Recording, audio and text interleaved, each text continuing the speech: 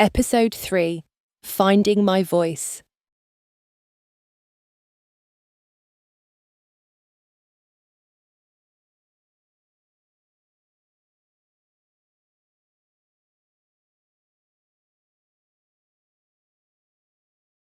What do you do when someone ridicules your deepest passion? When I was 15, my stories were mocked in my own parlour. This is how I found my voice again and discovered that shame doesn't have to be the end of the story.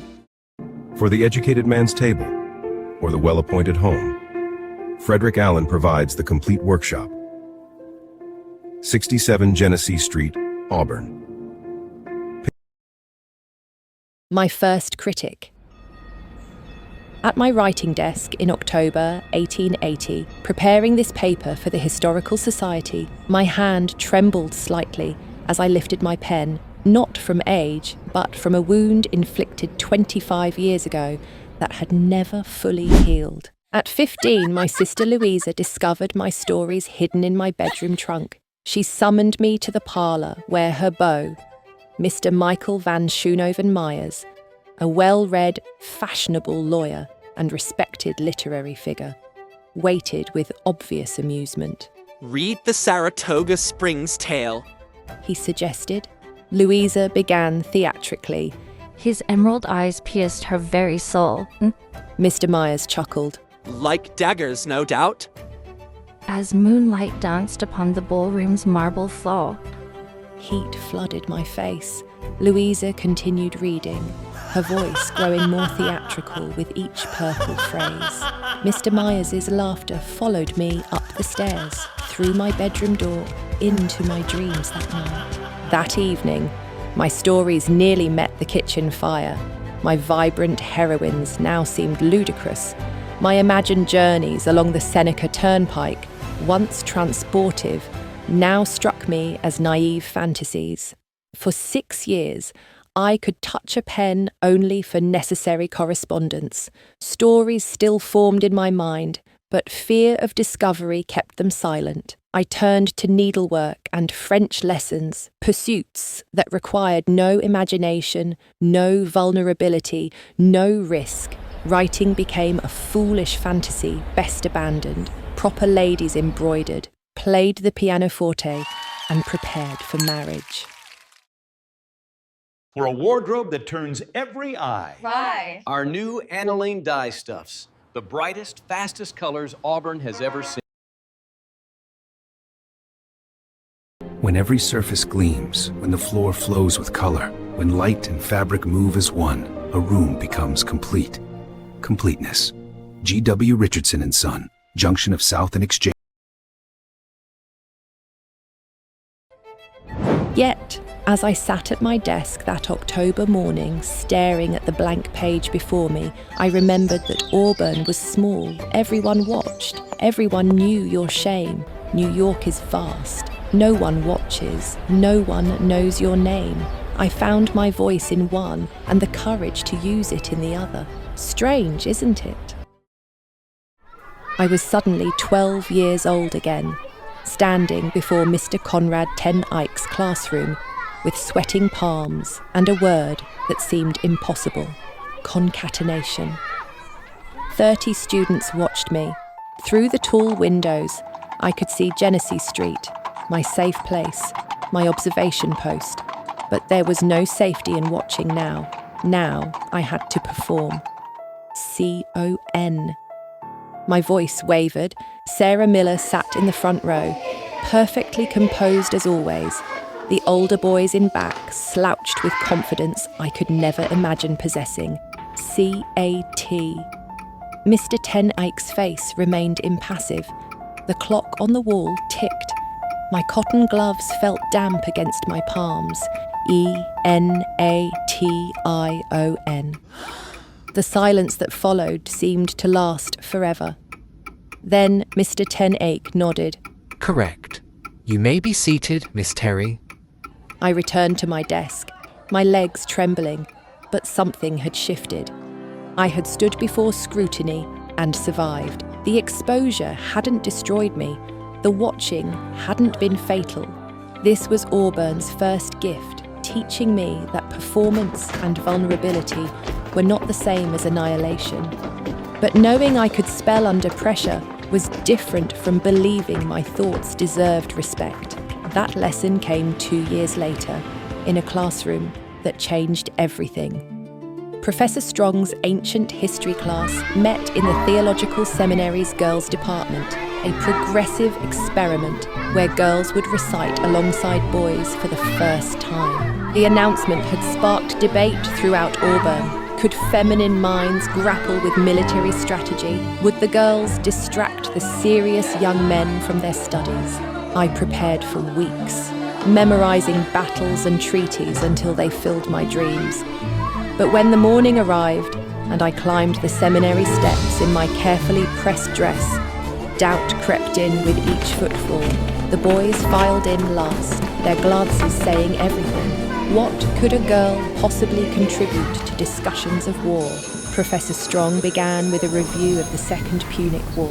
He called first on Thomas Henderson, who rattled off dates and troop movements with mechanical precision. Then William Bostwick, yes, the same who played flute on Fort Hill, gave a competent summary of Roman strategy. Miss Terry, Professor Strong said, his voice carrying that peculiar neutrality teachers use when they're testing something new. would you explain the significance of the Battle of Cannae? Every carefully memorized fact fled my mind. I saw Sarah Miller turn to look at me, her expression unreadable. The boys in the back shifted in their seats. Then I remembered the spelling bee, that moment of standing exposed and surviving. I lifted my chin. Hannibal's double envelopment at Cannae demonstrated tactical brilliance that would influence military thinking for centuries, I began. My voice steadied as I continued. He positioned his weakest forces at the centre, deliberately allowing them to be pushed back while his cavalry swept around both flanks. The Romans, believing they were breaking through, walked into a trap. When Hannibal's forces closed around them, they achieved one of the most complete victories in military history. The room was utterly silent. The genius, I continued, feeling something unlock inside me, wasn't merely in the tactic itself, but in understanding that perceived weakness could become actual strength. That retreat could be a strategy rather than a failure. When I finished, no one spoke for a long moment. Then Thomas Henderson, who had seemed so confident earlier, nodded slowly.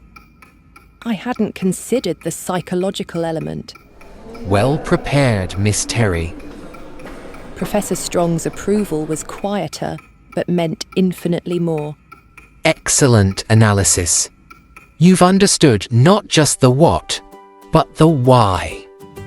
That afternoon, walking home along Genesee Street, I understood something profound. My mind, my actual thoughts and capacity for analysis, deserved space in the world. Not because I had performed femininity correctly, but because I had engaged genuinely with difficult ideas. Auburn had given me a second gift, intellectual confidence earned through genuine challenge, not empty praise. Yet understanding military strategy in a classroom was still a kind of performance, bounded by books and recitation. What about the harder test, maintaining authenticity while moving through society itself? 25 years of practice makes the expert. We specialize in all kinds of plate work. Restore your good looks and comfort. A perfect fit, guaranteed. Trust your needs to GW Tripp at the Tripp Bldg today. 25. The drawing room education.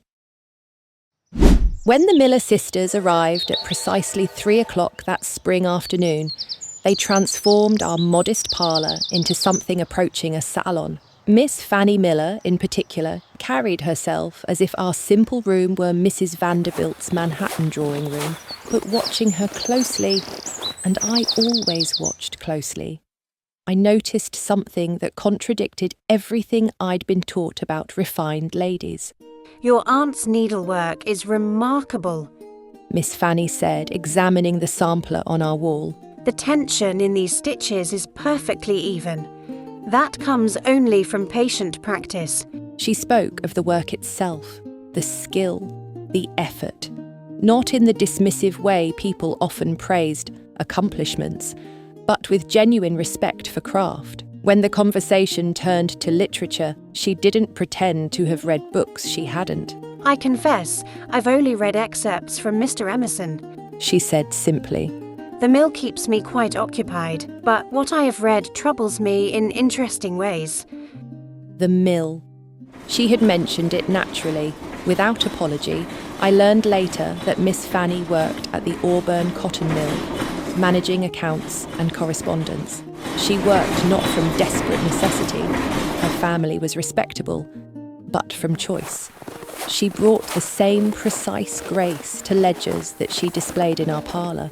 After she left, I found myself mimicking her gestures, the way she tilted her head while listening, the gentle precision with which she held her teacup. But more importantly, I absorbed her deeper lesson. Refinement and authenticity weren't opposites. You could be genuinely yourself and genuinely graceful at once. Miss Almira Bennett reinforced this truth in her classroom, above Mr. Chiddell's wax museum. A lady, she told us, must be capable of being both a companion to educated men and a valued member of refined society. This requires both mind and manners. Then she added something that sounded almost radical. But manners without authentic thought are merely performance. You must cultivate your minds as carefully as your deportment. I thought of Miss Fanny discussing Emerson while keeping mill accounts. Professor Strong treated my analysis with the same seriousness he gave the boys. Of standing before Mr. Ten Eyck's class and finding I could survive exposure. Auburn was small, dusty streets, modest homes, simple people. But Auburn was systematically teaching me something essential, that courage, intellect and authenticity could coexist, that being watched didn't require performing falseness, that a woman's mind and voice could claim space in the world. These weren't grand lessons announced as such. They were the accumulated weight of ordinary moments, spelling bees and history recitations and afternoon visits, building a foundation I didn't yet know I would desperately need. Citizens of Auburn, seeking quality for your home? Traub's Furniture Store is your destination for fine furniture, rich carpets, and the latest toys. From children's carriages to parlor sets, Henry Traub guarantees Folks of Auburn, for the finest corned beef, fresh pork, and smoked hams, it's Patten Meat Market.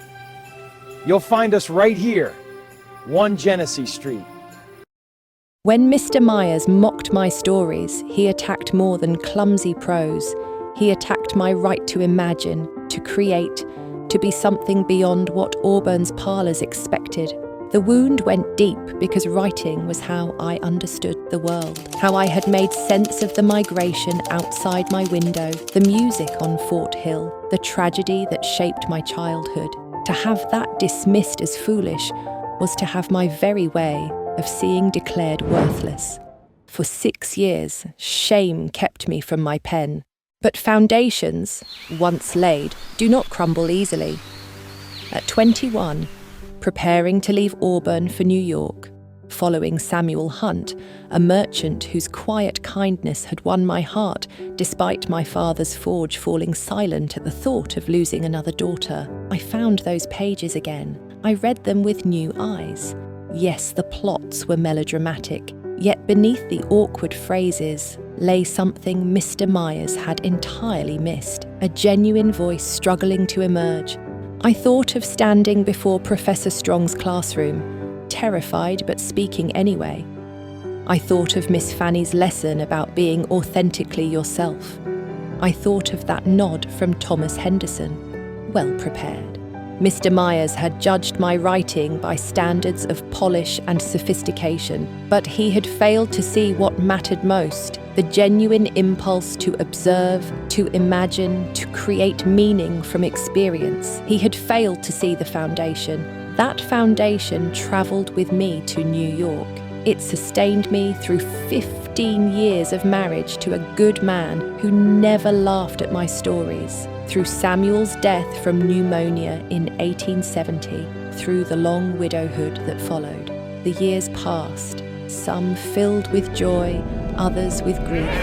But Auburn's lessons remained constant beneath it all. It took me some time before I was able to write again. I started with letters and then made observations in my journal. Before I knew it, I was writing once more, building on the foundation Auburn had given me.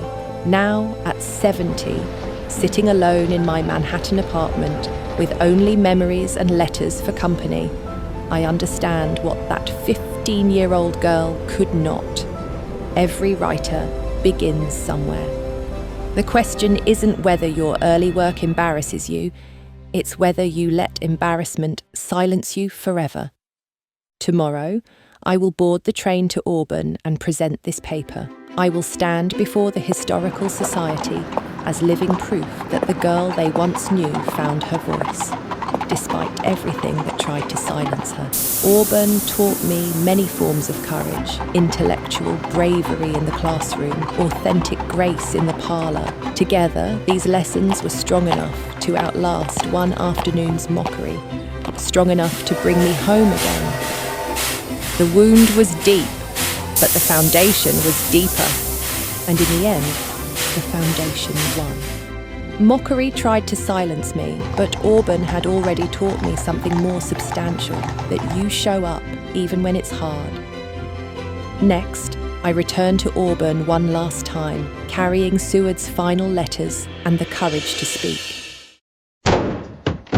The news is fresh, friend. Come get informed.